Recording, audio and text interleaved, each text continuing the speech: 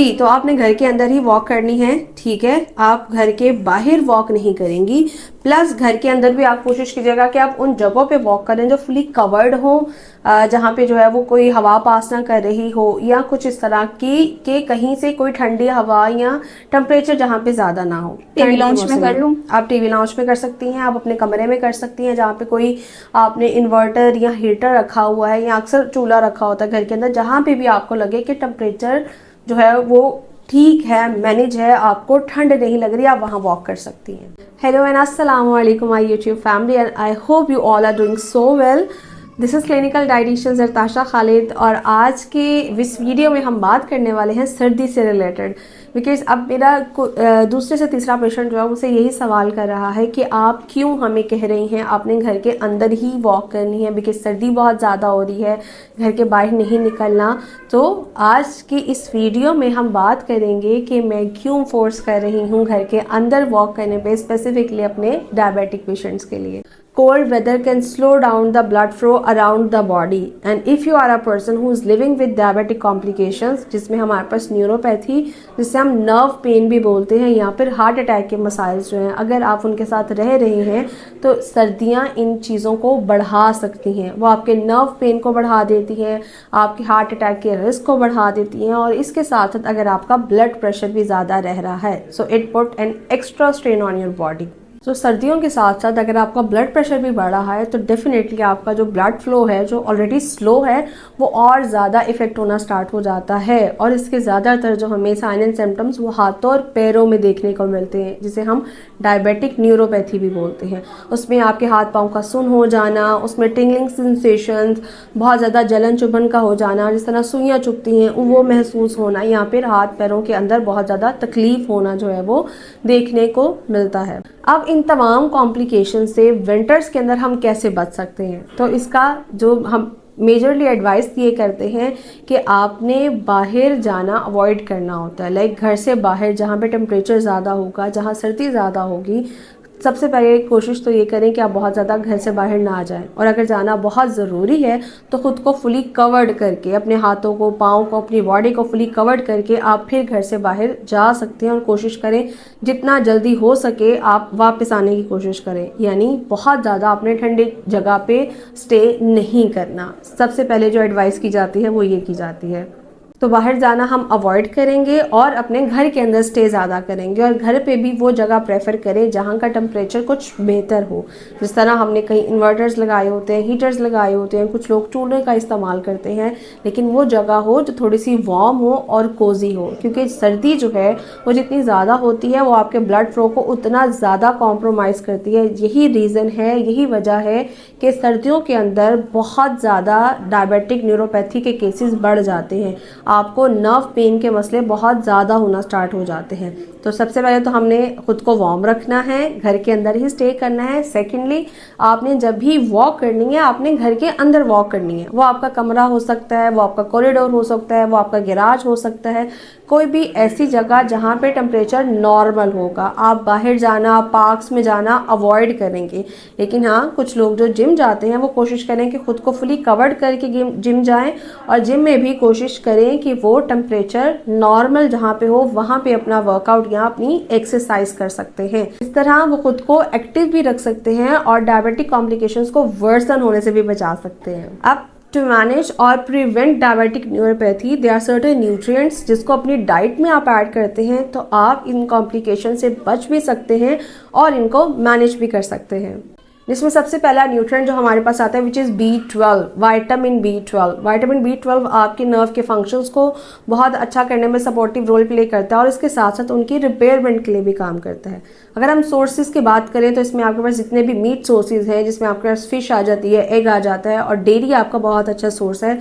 इसके साथ साथ आप फोर्टिफाइड सीरियल्स भी इस्तेमाल कर सकते हैं। सेकेंड न्यूट्रिएंट हमारे पास B1 जिसे हम थायामीन भी कहते हैं। थायामीन आपके नर्व्स के फंक्शंस को सपोर्टिव रोल प्ले करने के साथ साथ रिड्यूस करता है आपकी पेन को भी और उनकी रिपेयरमेंट में भी सपोर्टिव रोल प्ले करता है। थायमिन के सोर्सेज में हमारे पास जितने भी हमारे पास होल ग्रेन सीरियल्स हैं, फोर्टिफाइड सीरियल्स हैं और लिग्यूम्स और दालें, ये खास करके उन लोगों के लिए बहुत अच्छा सोर्सेज हैं जो वेजिटेरियन हैं, जो मीट इस्तेमाल नहीं करते, मीट को प्रेफर नहीं नहीं करते तो थायामीन जो है वो हम अपने लिग्यूम्स और लेंटिल से भी अच्छी अमाउंट में ले सकते हैं। इसी तरह हमारा नॉनवेज का जो सिनेरियो है वो भी ठीक चलता रहेगा और हमारी बॉडी भी कॉम्प्लिकेशंस का शिकार नहीं होगी। देन थर्ड हमारे पास जो न्यूट्रिएंट आता है which is B6 like vitamin B6। Vitamin B6 हमारी नर्व्स को अच्छा काम करने में सपोर्टिव रोल प्ले करती हैं, उनको हेल्दी रखने में बहुत ज़्यादा इफेक्टिव रोल प्ले करती हैं। अगर हम उनके सोर्सेज की बात करें तो पोल्ट्री और बनानास हमारे पास बहुत अच्छा सोर्स है और इसके साथ साथ जितने भी फोर्टिफाइड सीरियल्स आ रहे होते हैं जो बी कॉम्प्लेक्स विटामिन फोर्टिफाइड हो, आप उनको इस्तेमाल कर सकते हैं। नंबर 4 पे हमारे पास जो न्यूट्रिएंट है which is vitamin D. Vitamin D हमारी बॉडी को इन्फ्लेमेशन से बचाता है, नर्व्स के फंक्शंस को अच्छा करता है और उसकी रिपेयरमेंट में भी इफेक्टिव रोल प्ले करता है। विटामिन डी के सोर्सेज में हमारे पास जितने भी डेयरी प्रोडक्ट्स आ जाते हैं, इसके अलावा फोर्टिफाइड सीरियल्स आ जाते हैं और सन एक्सपोजर्स भी। बट सन एक्सपोजर से हमें बहुत अच्छा विटामिन डी नहीं मिल रहा होता। प्लस उसके साथ साथ क्या होता है, जब मैं अपनी क्लिनिक में पेशेंट्स देख रही होती हूँ तो हर तीसरे से चौथा इंसान जो है वो विटामिन डी डेफिसिट आ रहा होता है। तो आप उसकी कमी को पूरा करने के लिए विटामिन डी के सप्लीमेंट्स भी इस्तेमाल कर सकते हैं। नंबर 5 पे हमारे पास जो न्यूट्रिएंट है which is vitamin E. Vitamin E आपकी बॉडी को इन्फ्लेमेशन से जो है वो सेफ रखता है, आपकी बॉडी को ऑक्सीडेटिव स्ट्रेस से सेफ रखता है, जिसकी वजह से आपके नर्व्स बहुत अच्छा काम करते हैं, आपके नर्व्स में जो इन्फ्लेमेशंस नहीं होती और आपकी बॉडी भी सेफ रहती है। विटामिन ई के लिए हम लोग जो है वो सप्लीमेंटेशंस भी इस्तेमाल कर सकते हैं और इसके साथ साथ हमारे पास जितने भी प्लांट बेस्ड ऑयल होते हैं वो विटामिन ई का बहुत अच्छा सोर्स होते हैं। इसके अलावा हर वो फ्रूट्स, वो वेजिटेबल्स या वो न्यूट्रिएंट जो एंटीऑक्सीडेंट इनरिच्ड है आप अपनी डाइट में इस्तेमाल कर सकते हैं। वो आपकी बॉडी को ऑक्सीडेटिव स्ट्रेस से बचाएगा, आपकी बॉडी को इन्फ्लेमेशन से सेफ रखेगा और ना कि सिर्फ इन्फ्लेमेशन से बचाने के साथ साथ वो आपकी नर्व्स को सूदनिंग प्रोवाइड करेगा, उनकी रिपेयरमेंट में हेल्प करेगा और उनको अपना अच्छा काम करने में सपोर्ट करेगा। जहाँ वाइटामिन की बात हो रही है तो मिनरल्स को कैसे भूल सकते हैं। तो दे आर सर्टन मिनरल्स जो कि आपकी नर्व्स को अच्छा फंक्शंस करने में सपोर्टिव रोल प्ले करते हैं, जिसमें नंबर 1 पे हमारे पास आते हैं मैग्नीशियम।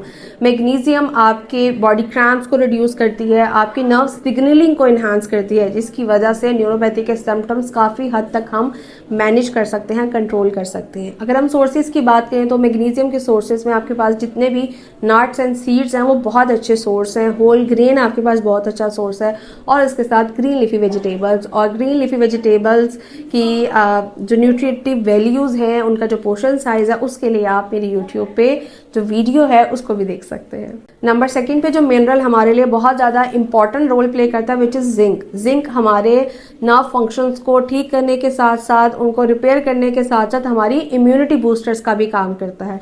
तो हमारी इम्यूनिटी जितनी अच्छी रहेगी उतना हमारी बॉडी इन तमाम के तमाम कॉम्प्लिकेशन से खुद को सेफ रख सकती है।